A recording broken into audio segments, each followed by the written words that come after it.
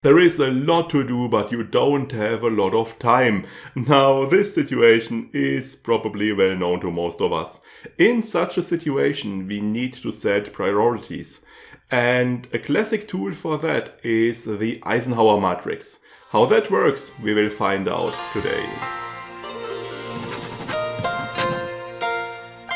Welcome to the Soft Skill channel. My name is Sebastian Jung, and today I would like to set priorities with you. Oh, this is a difficult term to pronounce for me. And we will do so using a classic tool of self-management, the Eisenhower matrix. This is quite a useful tool, also rather simple and straightforward, but there are still a lot of some common misunderstandings and mistakes that we need to take care of. The first step is to divide our tasks according to two criteria. First of all, I ask myself, is this task important or not? Does it have a significant impact? Is something at stake here? Is it relevant to my personal goals? Is it close to my heart? Then I ask, is this task urgent or not? If this task has a deadline and it is approaching quite quickly, this is a good indication of urgency. And furthermore, tasks that escalate in some way, where problems get bigger and bigger the longer it takes. For example, which is a pretty dark example, if you lose your job and you have to find a new job, you won't say, oh well, I can live on my savings for a little bit, maybe there is some social security in your country, and oh well, after that, but you will want to find a new job as soon as possible. And this is also a typical urgent task. Now, after you've made that distinction, you end up with 4 possible combinations, and those are visualized in a simple 2x2 matrix. You end up with 4 sections, 4 quadrants for the 4 possible combinations, and this is the Eisenhower matrix. Now, assigning your tasks to those 4 quadrants seems simple enough, but it is actually not that simple. Which tasks are really important? Which tasks are really urgent? This depends on your personal judgment. And to really make this judgment, you need to be clear about your personal priorities and your personal goals. Only then can you set small-scale priorities to your tasks. So this is something you need to do before to be able to really work with the Eisenhower matrix. Let's have a look at those 4 quadrants. Quadrant 1 contains tasks that are both urgent and important. Here we have crises and problems, things that require immediate attention, that involve a bit of panic. Here also tasks might end up that we postponed for too long and too often. Procrastination is an important aspect here. A lot of tasks in this first quadrant also involve commitment, because urgency often comes from outside. Deadlines we agreed to, appointments we made with somebody. So expectations of others play an important role here. Therefore, we have a lot of job-related tasks in this first quadrant. What's typical for the tasks in those quadrants is that they push themselves on us, that they push to the foreground and demand our attention. This is quite different in the second quadrant. Here we have tasks that are important but not urgent. Here we've got a lot of tasks that are relevant to our personal goals, that are important to ourselves. such as further education, our personal development, also tasks that are relevant to our health and our well-being, that are relevant to our relationships, that deal with our friends, our family. All of those things are usually not urgent, but they are of course very important. What is typical for the tasks in the second quadrant is that they have an element of prevention, of planning, of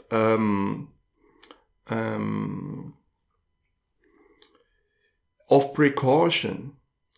If you think of work, for example, if you do proper planning before you start a project, and you do a short retrospective afterwards and identify lessons learned and apply them to later projects, then this will help a lot to reduce crises and problems. But it is something that is not done that often, or that is only done briefly, and that is often pushed aside and displaced. And it is pushed aside and displaced by those tasks in quadrant 1. Now, after quadrant 2, we have a rather strange quadrant. Quadrant 3, that contains tasks that are not important, but urgent. Now, how is that? If it is not important at all, why should I care about urgency, and where does this urgency even come from? Now, as I said before, urgency often involves other people, often comes from outside. So tasks that end up in quadrant 3 are often not important to ourselves, but they are important to other people. For example, if I have some task on my desk at work that isn't really meaningful to myself, but it is very important for a colleague who is waiting for the results, then this would be a typical quadrant 3 task. Also, things that might end up here are favors. If I agree to something I don't really want, this might end up as a quadrant 3 task.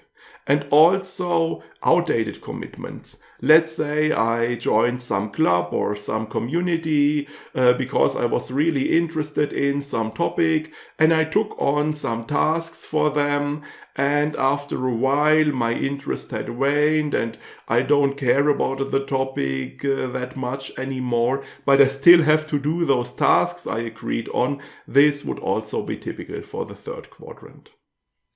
Finally, we have quadrant 4, tasks that are neither important nor urgent. So pretty much meaningless. Here we've got typical time wasters and time eaters. Especially all those things we do instead of the things we actually should do. Such as if I surf the web for a while because I start a big and unpleasant task. Again, procrastination is important because there we tend to do other things instead of what we actually should do. Perfectionism can also generate quadrant 4 tasks, such as if I proofread my article for the 5th time, even so it is perfectly fine already, this would also end up in quadrant 4. But we need to be very careful here. What we should not do is put things like recreation or leisure activities in the 4th quadrant. Those are quite important. Those clearly belong in quadrant 2. If you deal with self-management and time management, you probably wish to increase your productivity, and this is perfectly fine and a legitimate goal. However, you should make sure not to overdo it and not push important things like recreation and leisure activities into quadrant 4. They clearly belong in quadrant 2.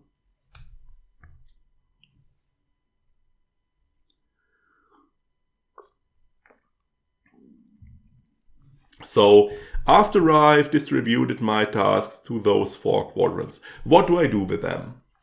A common misunderstanding here is that we have merely established an order, that we should do quadrant 1 first, then 2, then 3, then 4. Now this is wrong. This doesn't lead anywhere. What we actually want to do is the following. We start with quadrant 2, with the tasks that are really important. And for each of those, we set a binding appointment with ourselves, we reserve a certain time frame for that task, and we stick to that appointment, stick to that commitment. We work on that task at the time we have planned. In some articles and guides, you read that quadrant 2 tasks are supposed to be postponed.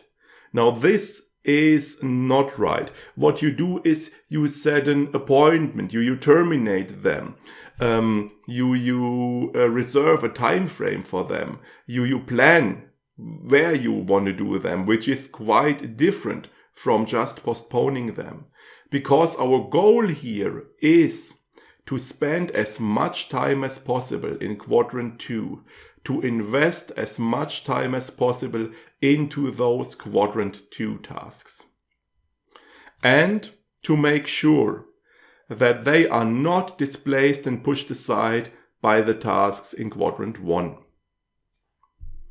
So, as I said, we want to invest a lot of time into quadrant 2. Now, obviously, this time needs to come from somewhere, and the only places available at the time are quadrant 3 and 4, which contain, as you recall, tasks that are not important. And we should cancel as many of those as possible. We don't want to work on things that are not important. This will sometimes require a lot of discipline, especially in regard to quadrant 4 time wasters. And it will not always be possible, especially in regard to quadrant 3 tasks that are very important to other people. In this case, if we have the option to do so, we should delegate those tasks, have them done by someone else. Now, of course, this is a luxury most of us don't have. Most of us are not in some leadership position where we have plenty of subordinates. However, we shouldn't discard this option too quickly. We should keep in mind that services are also often a form of delegation.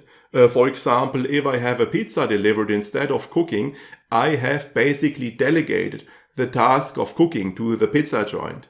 Now, this obviously doesn't mean we should eat pizza every day, but we should keep in mind that paid services are sometimes available as a means of delegation, and we sometimes might want to rely on that. So finally, we turn our attention to quadrant 1, and we do those tasks immediately, and we do them ourselves. This usually cannot be avoided because those are the crises and problems, the urgent and important tasks, and we can't avoid doing them right away and personally. However, if we continue to invest as much time as possible into quadrant 2, which contains this element of precaution and prevention, then in the long run, we might be able to reduce the number of crises and problems that occur, and therefore to spend less time in quadrant 1 as well. Now, a lot of this requires an important skill, the ability to say no.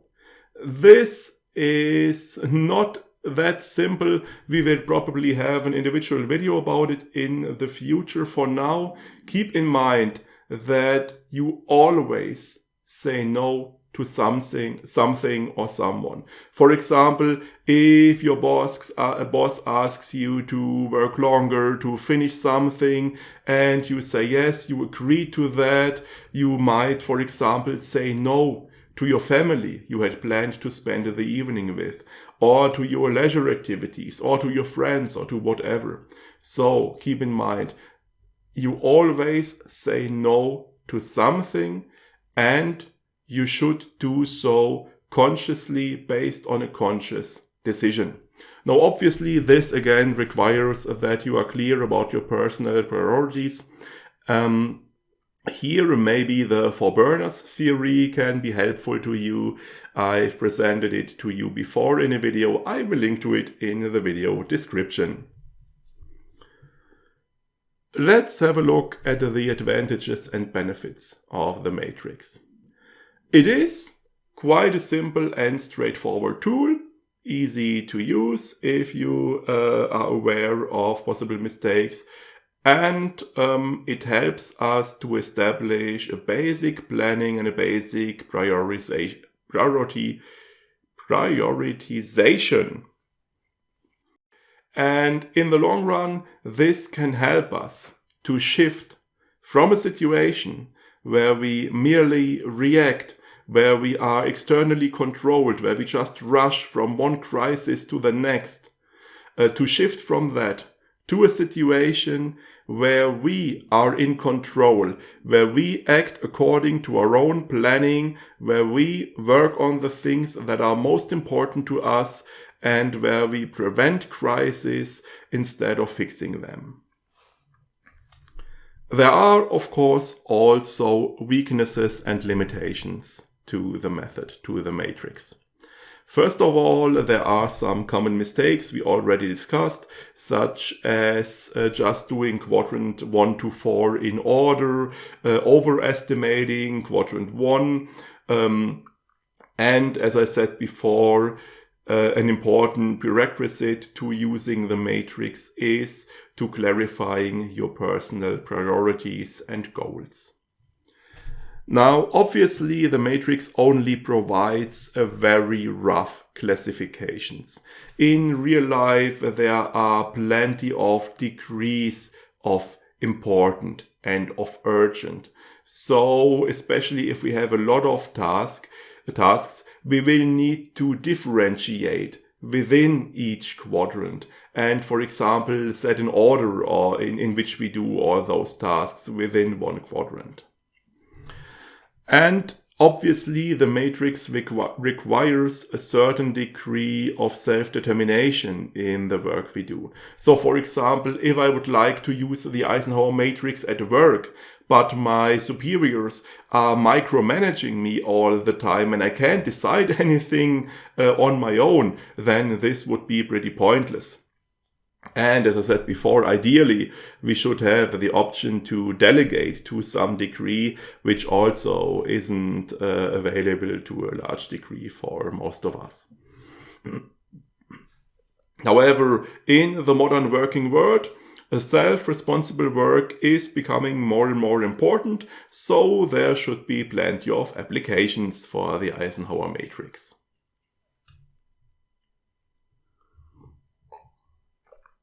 Finally, let me say a few words about the name and the origin, which is somewhat mysterious. Now, the name clearly refers to the former US President Dwight D. Eisenhower. However, he neither invented the matrix nor did he use it himself. The name is based on a speech he once held where he said, "I have two kinds of problems, the urgent and the important. The urgent are not important, and the important are never urgent." And this quote isn't even originally from Eisenhower, but he quoted a college president whose name he didn't say. So, interesting. It is a nice quote. I like how it seems to contradict the matrix to some degree, but yeah, this isn't the origin of the matrix. And where it actually comes from is unknown. I couldn't find any information about that.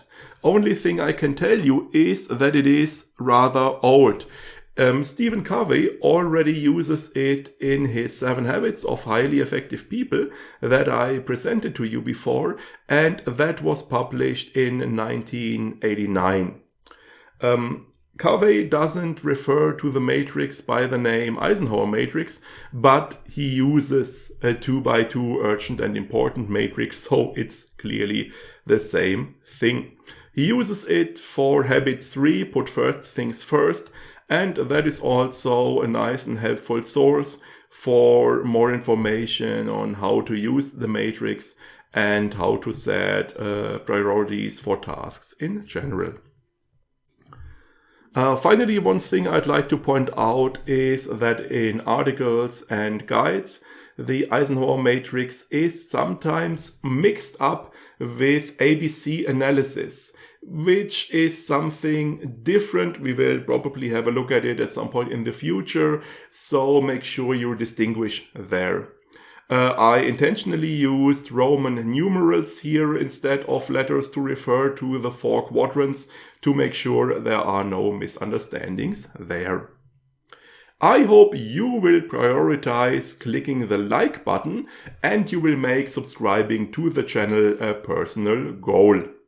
We will see each other again next week. We have a clear deadline there. For today, I'll take my leave. Have a nice day. See you next time.